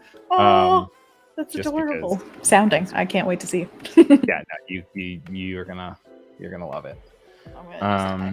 I see that you're going into the axolotls and you're adding some details. Did you switch up your brush, or are you still on the same brush that you used for I did switch up my brush. Yeah, I'm using the Carbonara New, which is from Kyle's drawing box, and it is my fine liner that I use for a lot of things because it's got a nice gritty texture, but it is much smaller than the other brushes that I was using. The texture blocker is a big chunky one. I do love the bristle balm. Just shout out to the bristle balm because it's in so much of my work, and you could literally see it. Bristle balm. But the Carbonara New is my fine liner. So I like to find the big guys and the small guys. Those are my two sections basically. Yeah, it's funny to see how we all kind of grow preference as to which ones that we always use. Oh yeah, for sure. And how many brushes would you say go into any given piece? Usually around 3, but it depends on the piece. When I was doing those texture pieces on my website, we were talking about earlier in Fresco, I basically just started playing with the brushes. And in those, I used probably 5 or 6. And one of them is the live brushes, which I do want to shout out because if you haven't used Fresco before, it has brushes that react. So the watercolor ones are my favorite, where you can put watercolor down in a swath in one color and then another color, and they actually mix on the page, and you can see like an animation of it happening, which is super, super cool. And I use that a lot in those textured pieces as like a background kind of thing. And then I would go over it with harder textures like the rake grit brush, the pencil brush, the chalkboard brush, things like that. Yeah. And just really got that texture going, which is one of my favorite things to do in a piece, is to feel texture. Just like we saw traditional work in my sketchbook. I always want to emulate that traditional texture because it's just my favorite part of it. It's so beautiful. I love it. Miranda's saying the live brushes are so good. I am a control freak, and a reason why I'm so attracted to digital is because I like knowing exactly what's going to happen at any given second if I pull this handle and I move things around. So the live brushes have been harder for me because I need to like be able to embrace the chaos. But that said, when playing with them, they feel very accurate and relatable to my experience with physical media. So I think they achieve what they are meant to do. I am a little bit of a neat freak, and so they kind of cause chaos for me. I'm like, no, I need you to look the same way every time so I know how to manipulate you there. But yeah, no, I'm glad to hear that people really like them. Kyle can really knock them out of the park. Well, Kyle has embraced everything, basically. I mean, in the world of brushes, he has made every texture, right? So I think he's always wanted to highlight them. And maybe giving yourself a challenge of doing that would be a good way to get comfortable with that feeling of chaos. Just being like, I'm going to do one piece in this brush and one piece in this brush and one piece in this brush, you know, and just see what kind of brush jives with your brain. Absolutely. Haley wants to know if you prefer Fresco or Photoshop for illustrating. That is a hard question. Honestly, right now I'm using both of them regularly. I have just recently, the book I'm working on, done it completely in Fresco, and then I put it together in Photoshop to send, because Fresco is on the iPad and color profiles and printing and blah blah blah. It needs to be CMYK. So anyways, but with the ability to hop from one to the other, it kind of helps me switch in my brain what kind of thing I'm doing, so it kind of keeps it fresh to have both. If I had to choose one right now, I mean, technically I need Photoshop for certain things, but for funsies I would choose Fresco.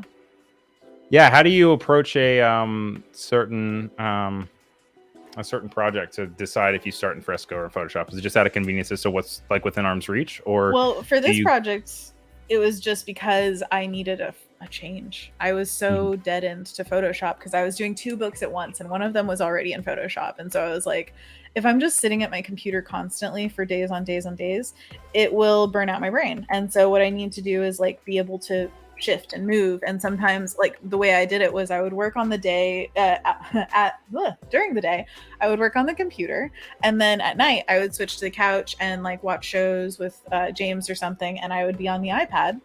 And that's when I would do my other book work, which sounds like I'm way overworking myself, but honestly, it kept it fresh. And I would take multitudes of breaks throughout the day. So it's just one of those, like, how do you kind of balance it for yourself? And if your brain needs a different format, give it that different format, I say. It looks like we either had somebody who was shy and deleted their comment, or I don't know if Voodoo, you got rid of the comment, but I do think that it is worth bringing up. Someone asked if this piece will be available anywhere for download after this broadcast. I don't plan on it. I mean, everywhere. Patreon? I never really. Well, Patreon. Hey, Patreon. Although I use Behance subscriptions, which is better, but Patreon. It's true. Behance is superior, but on Patreon, I usually offer the pieces that I make as wallpapers, so that would be how you could download it. But the physical side of things, I do have a tier where I print out postcards and send them to people. And I should shout out that right now I am actually running a special offer where if you join before the end of March, you get a little froggy sticker. Oh gosh, focus. I love him so much. You have to do the influencer hand. There you go. You got the influencer hand. Oh, look at him. He's roasting the marshmallow. So yeah, this little guy is for every single patron. So if you sign up at the lowest tier, which is $3, then you can get this guy this month. And yeah, it ends March 31st. So sign up now. Brilliant. And then the other things that come along with it, of course, at the $3 tier, you can get wallpapers as well as behind the scenes process and just updates on my art, because I don't post to social media that much anymore.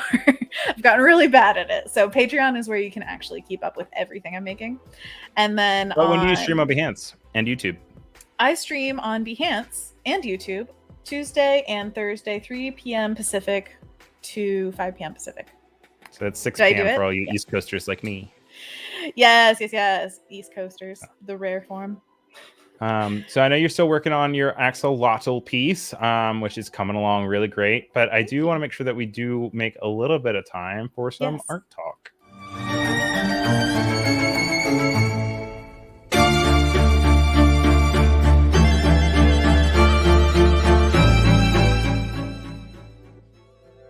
So, in the spirit of Women's History Month, we are dedicating our art time to Mary Blair, who is one of my favorite illustrators. So when Anna brought up that she wanted to talk about Mary, I was extremely excited because I am a Disney adult, and she has a lot to do with Disney.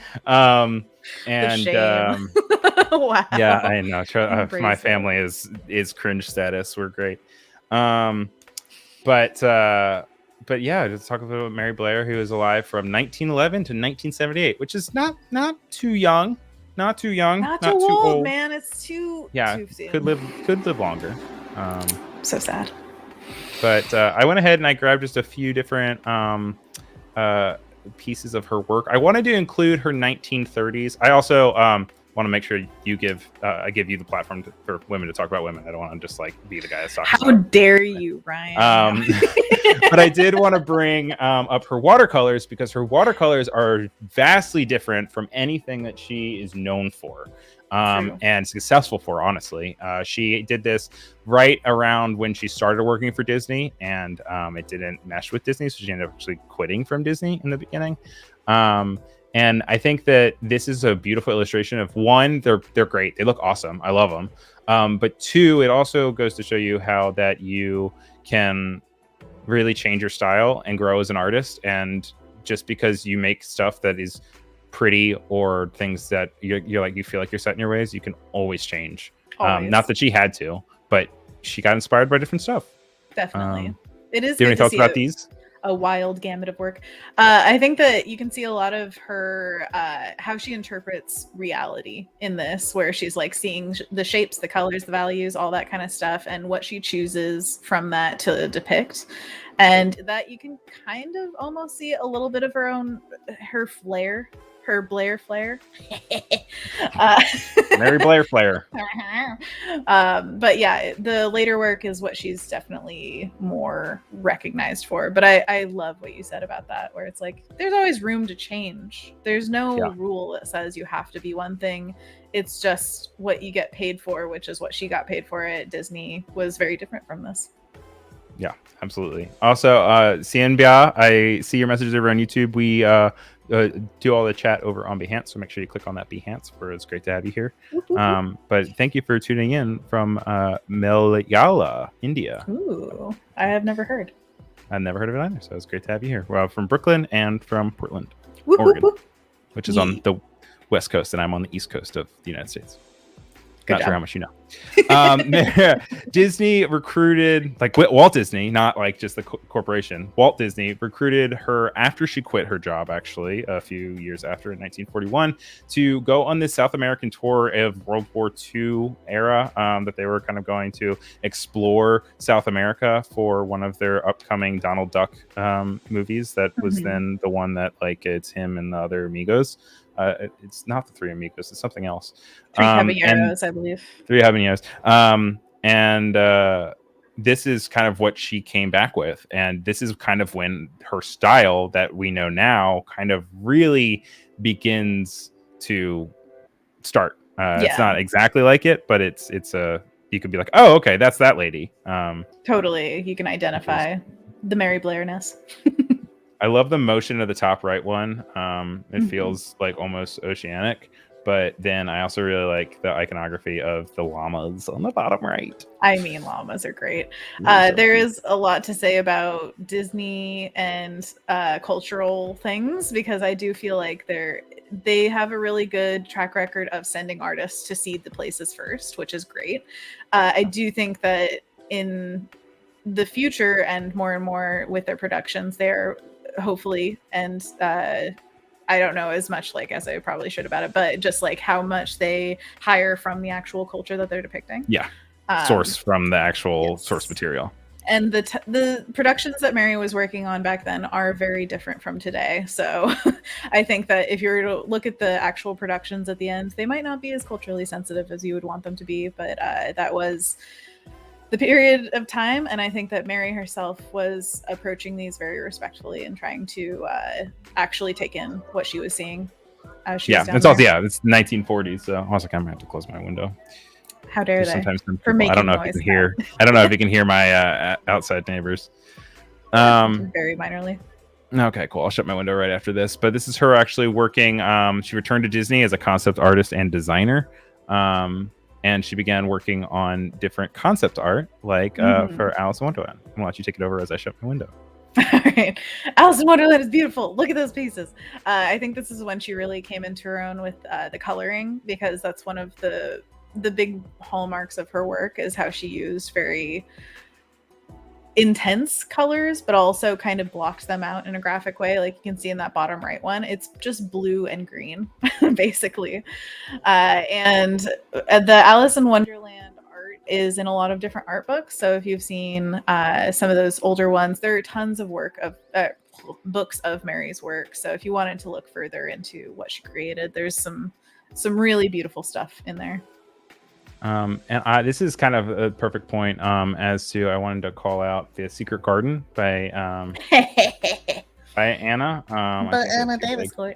But you can see that there's some really heavy inspiration where like Anna introduces her own style, but you can also see that there is that strong influence from Mary, because Mary is profound. Flat, and baby. So I just really like seeing those two kind of cross over, because then you look at some of this stuff from like Alice, this top left, and you can definitely see a comparison, which is cool. Definitely. Thank you for comparing that. I feel like that's very flattering. Here's Cinderella's concept art. You can definitely see a lot of her influence, especially when she turns in at midnight, when she's like it's switching back into a pumpkin. They do this like flat plane. She actually ran into a lot of trouble with Disney and Disney animators, because Disney's animations, if you look at like the Seven Dwarves, everything's really round and 3D in a way, and Mary Blair's work was so flat that people didn't hate her, but she definitely bumped heads. Walt Disney loved her, and they tried to make it mend, but it was definitely some times where it was, it's tough to be working with other people a lot of times. Like, let that show. Even the most famous artists out there that have profound impact and beautiful styles still have trouble at working with others. Absolutely. Well, hindsight is always different. 100%. This top left one is one of my favorites of hers also. There's the light, the luminance that is got. And the texture. You got that texture. See, we see these crossovers between artists. So good. It's there. It's there. Also, speaking outside of Disney, she ended up leaving Disney again, and she really wanted to explore commercial works. There is things from Butter to Bluebells, which I think is like hilarious and weird, because it's just, you don't think of these famous artists doing these like commercial campaigns that were just in magazines that people kind of threw away, but they're beautiful works. Don't know if you guys can tell it or not, but she is soon about to be working on a very famous ride at Disney World. And you can really see that in the Bluebell ones, if you ask me. Actually, in all of these, honestly. Oh, yeah. The caricature, for sure. Because she was contracted to bring in and to spearhead It's a Small World. So if you've ever taken a ride through It's a Small World in Disney World or Disneyland, you essentially get to float through a Mary Blair project, which is really cool. So cool. Look at those drawings too. Oh my gosh. I know, right? I'll have those like, look on at the it. wall. It's like, because they didn't have computers or anything, so they just had to like blow everything up on the wall and just actually make it big with ladders. Weirdos. Scary little bit of trivia for you. The It's a Small World animatronics and the Pirates of the Caribbean animatronics never turn off. So when it is 4 o'clock in the morning and no one is there, they're still going. Why? Why would they do that? I think it has something to do with just like their systems and their mechanics and how it's set up. Yikes. That seems like power waste, but who am I to say? But I think it might. I mean, they'll be running after we're gone. And then the other person, I put modern artist because the other one we had as the birth and death of, and Anna was like, "Oh, that's for Mary Blair," and she's not dead. This is Lily, and she's great. I still like your caption from last night. You were like, "Not dead." Not dead artist. Rob says, "Great, now the song is stuck in my head." Yeah. Oop, see, that's like my 4th or 5th copyright strike. But tell us a little bit about Lily Williams. We don't have too much of like a historical sense of her because she is active, living. Lily Williams is a children's book illustrator who really goes for what she believes in the world needs to become better or change, and I really admire that in her. I've seen several talks of hers and met her at Lightbox last year. Oh God, not last year. It's been 3 years. 7 years. Anyways, she's lovely and super thoughtful and very involved with her work. And she's done this series of what happens when a certain endangered animal disappears. So it's a really, I love this work. It's inspiring to me. That's what I want to say. Just to make something that you feel is actually important. I think that is something that artists are always struggling to do. Like, we just need to get our voice out there, and it's really hard to do that, to figure out how and what to say. And she's found it. And she also has done other works that are really close and important, I think, especially to women. And it's Women's History Month, so that's important. Yeah. And I think this one's really cool because it's obviously people are like, oh, if sharks were to go away, it's, I can swim in the ocean and not be scared. Mm-hmm. I mean, it's kind of me, but there's still giant eels and squid, so that wouldn't solve your problem, number one. And number two, she had a series, it's a whole children's book, I believe, of different animals that how their disappearance would have an impact on the world. Polar bears, bees, all sorts of creatures, tigers. Polar bears. I love polar bears. Here is the one with the if bees disappeared. And I think it's a really cool way of just like putting little dotted lines around it. I think that's really nice. Another cover that she has of Can You Crack the Code? Fascinating history of ciphers and cryptography. I want to read that. Yeah, right. It's also a little bit more serious. This feels like a little bit more young adult, whereas like these feel way more childish. So it's kind of just that subtle change that then makes it, feel a little bit more mature, which is cool. And this is go with the flow, as what I was talking about earlier, of like it's a book about periods, and especially with Going Red coming out, I feel like we're having a good moment for women. Going Red is so good. It's so good. So good. Are you a Four Townie? I was expecting it to be good. I was not expecting it to be that good. That was incredible.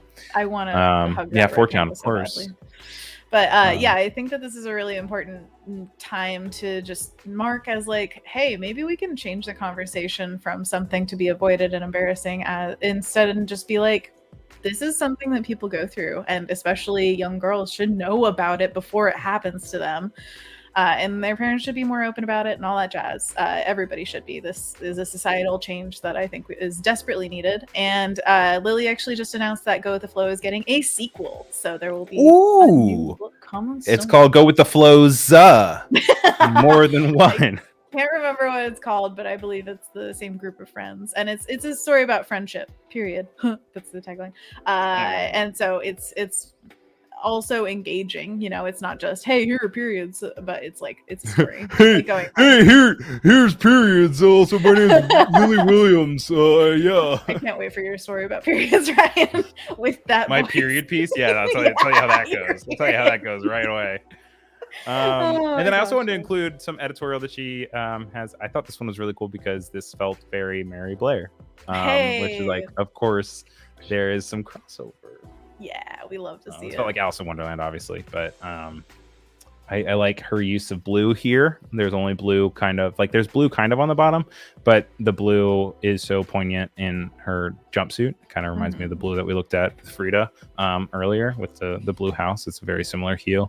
And then having that mash right up against that orange so that it vibrates is always really cool. And that is the central piece, even though it's not the center of the piece, but it is the central focal point, which I think is really cool.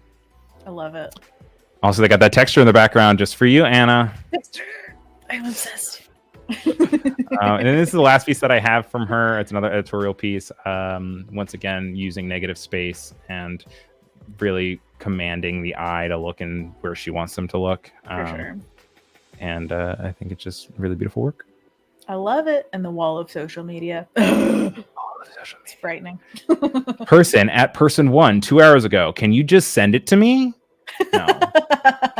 No, I'm never sending it to you. But yeah, that's thank you so much for doing that like highlight of women in art, because I do think it is important to always remember all of the contributions that are happening. It's funny because I was thinking like, what are the men that I would also like highlight, or non-binary artists that I would highlight? And it's funny that I feel like kind of like you, I'm bad at names. I'm so bad at names. I could be like the person that did that thing that now does the beer labels. Generally, I like this movement or whatever. Yeah. But yeah, I also want to shout out the idea of supporting living artists, because a lot of times when we talk about the older artists that are gone and past and all that stuff, it's like we can admire their work, but remember that they don't benefit from the money that you give them or whatever. Right. So please support living artists. It is very also that's the other thing we were talking about earlier. We're like all of these stories were like they weren't very, I mean, Mary Blair is an exception, but so many of the women and men and non-binary that we speak of were like, yeah, they were poor their entire life. They never knew anyone loved them. Now they are one of the most expensive artworks on the market. And no one loved them. In the future, the people of today will be the past. So like find that person, you know, and try to support them the best you can, whether that's through subscription or just passing along. Brian's subscription, yes. Yeah, support me. I'm going to be super famous. Obviously. My live streams are going to be NFTs. Oh, I said the word. I said the word. How could you do that? How is okay? We only have like 6 or 7 minutes left. So if they shut me down now, we made it through the whole thing. So okay. Yeah, we're close. Oh, look at the little shimmers in the eyes. I mean, obviously you gotta. So yeah, I'm gonna just work on this guy so that we can see kind of what it would look like to finish one of these guys. I do love this little trick though, I have to mention. I do a soft light layer above everything. This is a soft light layer because of this, what do you call them? Blend mode. Blend mode. Thank you. So I go to soft light and then I use a big soft brush, which I'm bringing out the bristle balm. And then bristle bomb. I should have made an colors. Animation for that. Just big letters that say bristle bomb every time. I'll have to subscribe to you, and I have to request a bristle bomb kind of motion graphic. Look at that face. He's got so much attitude. So much style. Attitude. It's from the first Santa Claus when they're like, "We're elves with attitude." Oh my gosh! As a child. I really want that hot cocoa. Wait, oh yeah. What was in the hot cocoa? Am I thinking of the wrong movie? Is that Santa Claus? No, that's the right one. They have hot cocoa. And she's like, "Actually, I'm 400 years old. I've perfected the hot chocolate." Yes, I'm seeing someone in the wrapping department. She nailed it. She was like 7 years old, and she nailed it. I think you just nailed it. Yeah, I also did too. So I'm available for hire for Santa Claus 4. Yes, exactly. I think that Binging with Babish did that. Made the hot chocolate. Oh, did they? I love Binging with Babish. He also has a tour of his home on Architectural Digest YouTube channel. It will make you feel very poor. Also good for him. He made millions off of YouTube, so good for him. Hi, Sarah, over in the Behance chat from Egypt, Sarah. just joining now. Well, you have a lot to watch and replay because it was a great time. We're wrapping up almost on 2 hours now. But fear not, that's not the end of the day. We also have the power prompts with Cody Bear right after the replay that plays after this one. Join Cody Bear as she hosts Power Prompts, Medieval March, Week 3, Sword in the Stone, every Monday at 2:30 Pacific, only on Adobe Live. Mentioned I love Sword in the Stone. Oh, yeah? I don't remember really watching it much. Have you ever read the book? Read? Nerd. I'm going to send you the book. I got it at an estate sale and I read it and I loved it. I wish I could read more.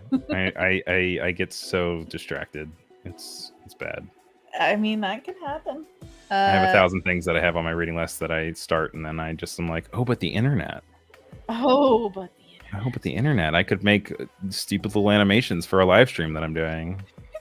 They are anything but stupid. And also, have you gotten into audiobooks? I have tried.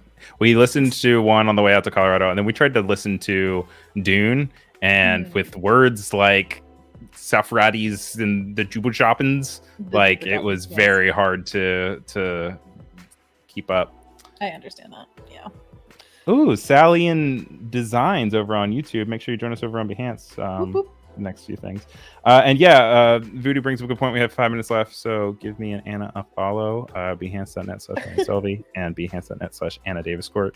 I know on this screen that I have with us, I have Anna as Anna Daviscourt on Behance, Instagram, Twitter, and YouTube, but the YouTube is a lie because she's actually Anna Daviscourt 1 on YouTube. Yeah, sure. You didn't know that? Mm-hmm. I guess, I mean, is that the URL where it like goes to my page? I suppose that would make sense. I chose. I married a dude who has the last name Daviscourt, but I really wanted it as my last name because it's so unique. So I'm disappointed if I have to be one. I should be the only Anna Daviscourt in the world. We did howmanyofme.com, didn't we? Didn't we do that? What? Oh, didn't we do how many? I think we did on one of your streams one time. How many of me? I think there's a lot of Anna. Wait, is there? Let's see. You finish up working on this. I'll look at the thing real quick and then we'll close out. I'll let you know how many there are of you. There's only one Ryan Selvy in the United States, so there's that. I know who he is. I know that guy. Like I know one for sure. First name Anna, last name Daviscourt. Question for you: are you 13 years or older?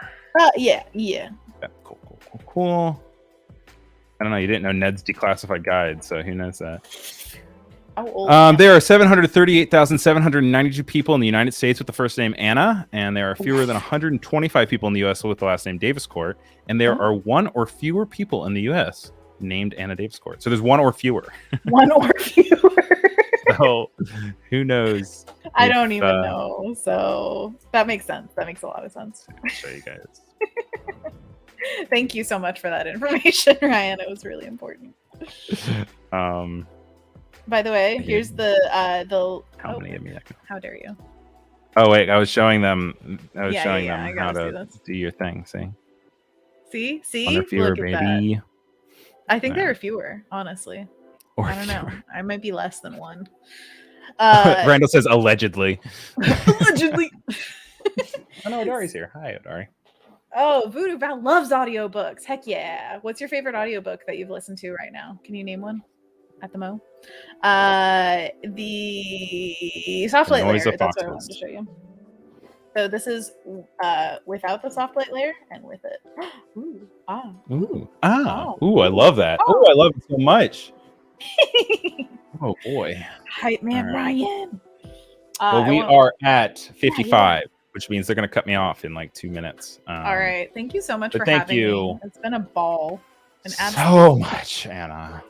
Thank you so much. As I said, you guys can check her out on Behance at behance.net. I might actually finish this axolotl piece on stream tomorrow. So that'd be cool. But hopefully you'll be here also while we're streaming tomorrow. Oh, heck yeah. When we have Zach and Christy. I can't wait to see Zach. And Christy. Yeah. Anna really said, "You love audiobooks. Name 5," says Randall. Name 5. No, I want your recommendations for audiobooks. Sorry if it came off like, can you name them? Thank you to the whole handful of people. I'm not going to go through everyone's name just because there is too many. But it was so great to have you guys over here on YouTube and over here on Behance. Mostly Behance because that's where we chat. So thank you, Voodoo, for being a wonderful mod. And I will see you tomorrow. Knock it out.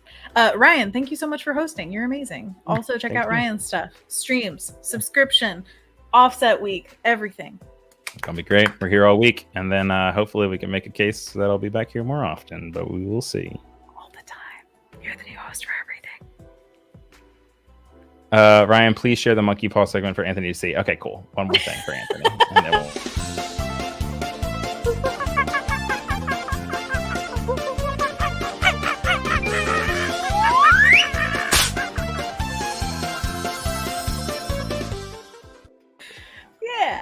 I like the slap.